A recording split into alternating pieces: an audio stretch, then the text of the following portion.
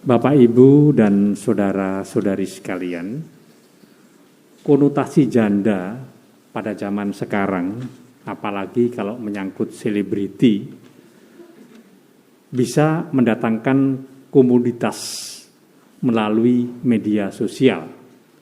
Tetapi itu tidak terjadi pada janda di dalam Alkitab pada zaman Perjanjian Lama dan Perjanjian Baru. Saudara-saudari sekalian, kita mengetahui bahwa model perkawinan Yahudi adalah garis keturunan Bapak. Jadi secara gender, laki-laki itu lebih memegang kekuasaan. Tetapi kalau terjadi perceraian dan menimbulkan status janda, maka yang terjadi adalah perkawinan levirat. Artinya janda yang ditinggalkan ini boleh dikawini oleh saudara ipar dari suaminya.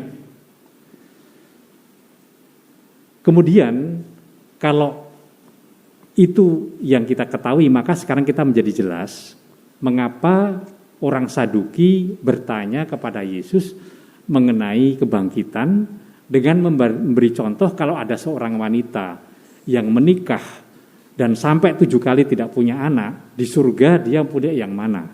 Mengapa soal anak? Karena kalau tidak mempunyai keturunan, maka janda ini tidak mendapatkan hak warisan, juga warisan rumah. Kalau dia punya keturunan laki-laki, maka keturunan laki-laki itu adalah yang mendapatkan hak warisnya dan kekayaan. Maka sekarang menjadi jelas bagi kita mengapa Yesus membangkitkan anak laki-laki seorang janda di Nain dan Elia membangkitkan anak laki-laki seorang janda di Sarfat. Itu tidak sekedar suatu kisah mau mengatakan itu mujizat, tetapi dengan menghidupkan kembali anak laki-laki itu, maka warisan itu datang pada anak laki-laki dan janda ini mendapatkan masa depan.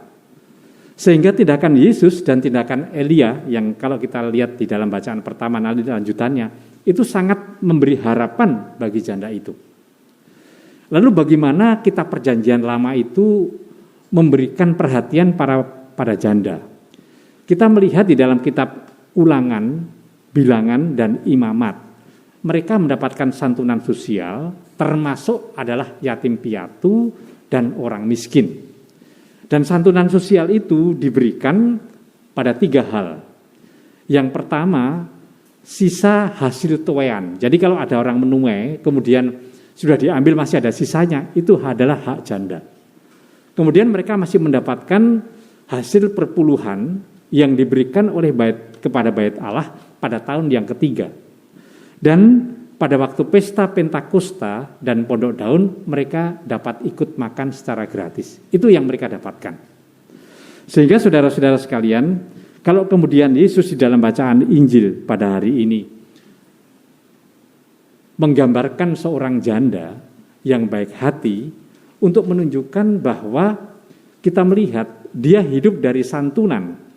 Dan di sana umumnya orang tidak punya rumah.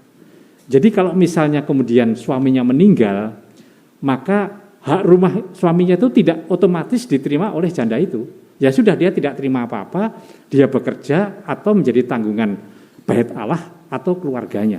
Maka kita pernah mendengar satu kisah yang diceritakan oleh Yesus mengenai janda yang mendesak hakim supaya dia membereskan hak itu. Dan itulah yang kemudian berhubungan dengan yang dikatakan oleh Yesus dalam Injil, ahli Taurat yang mencaplok rumah janda-janda, ya itu memang lalu dia caplok oleh para ahli Taurat. Jadi kita melihat begitu minimnya status dan hak dari seorang janda. Maka kalau kemudian dia mendapatkan santunan dan santunan itu diberikan lagi kepada gereja dengan sumbangan, berarti dia tidak terima apa-apa. Oleh karena itu Yesus mengatakan janda miskin itu memberi lebih banyak daripada semua yang memasukkan uang ke dalam peti persembahan itu, sebab mereka semua memberi dari kelimpahannya, tapi janda itu memberi dari kekurangannya semua yang ada padanya seluruh nafkahnya. Berarti apa? Dia tidak dapat apa-apa. Itulah yang mau digambarkan oleh Yesus dengan peristiwa ini, yaitu pengorbanan. Pengorbanan itu memang harus kehilangan.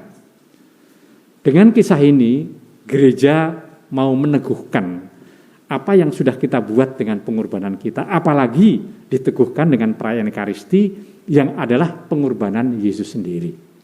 Semoga kisah ini semakin memperkuat kita, apa yang sudah kita buat dengan apa yang kita bagikan kepada siapapun juga, dengan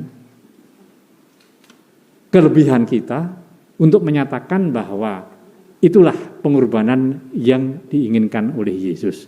Dan itulah keutamaan yang menjadi sesuatu yang diinginkan oleh Yesus.